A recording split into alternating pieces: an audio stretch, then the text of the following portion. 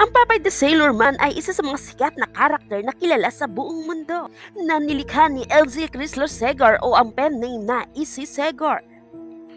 Nagsimula kasi ang pagpapakilala kay Popeye dahil sa isang storyline ng American comic strip na pinamagatang Theater Timbal, kung saan kailangan ni Castor Oyel ng isang marino na magpapatakbo sa kanyang barko papuntang Dice Island. Si Castor Oyel kasi ay isa sa mga bida sa Timbal Theater comic strip kung saan extra lamang si Popeye. Mula na pinakilala si Popeye sa comic strip na ito ay lalong sumikat ito. At maraming humiling na magkaroon ng sariling comic strip ang Popeye at nagkaroon niya ito noong August 1929. Ang manunulat na si Segar ay mayroong binasihan sa pagkatao ni Popeye. Ang tanong, magkapareho ba sila ng itsura at pagkatao ni Popeye? Sino nga ba siya? Panoorin ang buong video nito, nasa ibaba lamang ang link nito.